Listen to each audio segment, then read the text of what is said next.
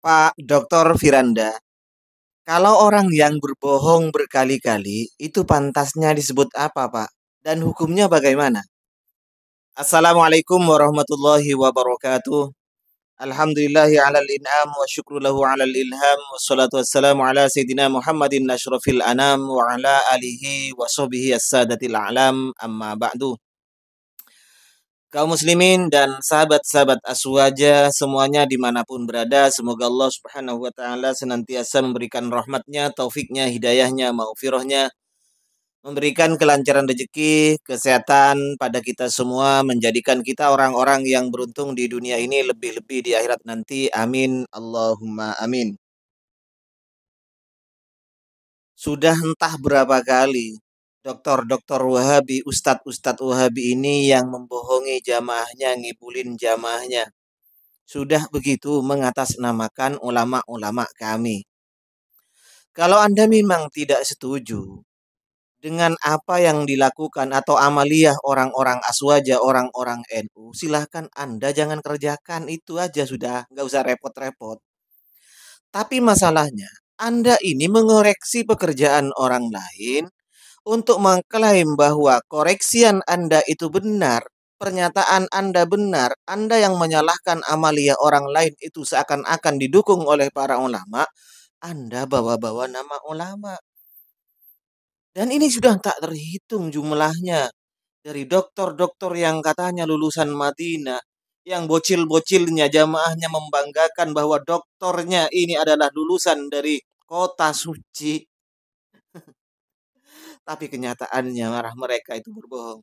Ya berbohong bisa jadi berbohong memang sengaja atau memang karena tidak tahu. Karena menurut Imam Nawawi rahimahullah, orang berbohong itu disebut pembohong itu mengabarkan sesuatu yang tidak sesuai dengan kenyataannya, baik itu disengaja ataupun memang dirinya tidak mengerti. Ini masuk dalam takrif bohong. Saya tahunya masalah ini dari channelnya Kusani Oye. Kita dengarkan dulu bagaimana pernyataan Pak Firanda. Ternyata dia juga berbohong lagi. Ini. Andaikan beliau itu tetap ngotot bahwa apa yang dinyatakan oleh beliau ini merupakan sebuah kebenaran, maka kami tawarkan kepada beliau, ayo silakan kita berdiskusi, monggo kita berdiskusi tentang isi kitab yang disampaikan oleh Ustadz Firanda nanti ya. Untuk menyingkat waktu, mari kita simak terlebih dahulu video daripada Ustadz Firanda Andirja. Berikut ini videonya. Kalau mazhab Syafi'i ingin mengikuti pendapat Imam Nawawi dalam hal ini, maka tidak melafalkan niat. Untuk memperkuat tuduhannya bahwa mengucapkan niat ini adalah bid'ah, dia bawa-bawa nama Imam Nawawi rahimahullah. Sama dengan Pak Badrussalam LC ini. Ketika menyatakan bahwa Imam Nawawi katanya mengingkari orang atau ashab Syafi'i yang mensunahkan talafud bin niat. Ternyata Pak doktornya pun, ndak LC-nya, ndak MM-nya, ndak MA-nya, ndak doktornya, sama saja semuanya. Tukang bohong, membodohi jamaahnya, ngibulin jamaahnya, sudah gitu. Bawa-bawa nama ulama, sekali Imam Nawawi rahimahullah. Cobalah Anda sampaikan secara objektif, sampaikan sesuai dengan apa yang tertulis di kitabnya itu. Jangan hanya sepotong-sepotong, bahkan Anda tidak pernah membaca apa yang Anda sampaikan itu. Gitu ya Pak Dokter. Padahal sudah jelas di kitabnya, bukan hanya di kitab Majmu'. Imam Nawawi rahimahullah ini mensunnahkan talafud bin niat, Pak Dokter. Kok Anda bawa-bawa Imam Nawawi sih? Ya Allah, Pak Dokter. Kalau Anda memang tidak terima misalnya Pak Dokter, saya katakan Anda seorang yang al-kadzab, seorang pembohong. Silahkan. Anda punya hak jawab untuk membuktikannya Pak Dokter. Anda punya hak untuk meminta kami mengklarifikasi, untuk duduk bersama kami, atau live bersama kami.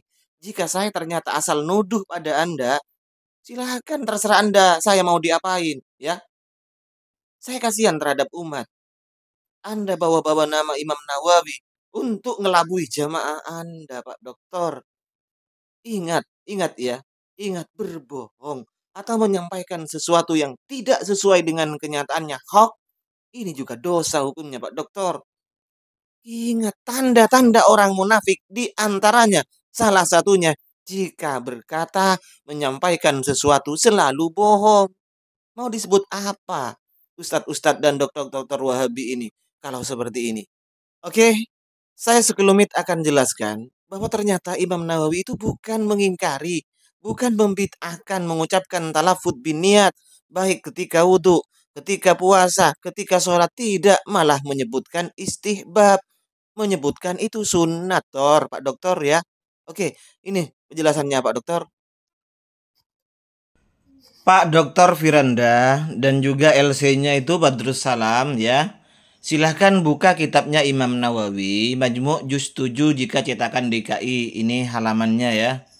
Kita perbesar dulu biar tambah jelas ini. Yuk kita perbesar. Nah, di sini dijelaskan oleh Imam Nawawi rahimahullah,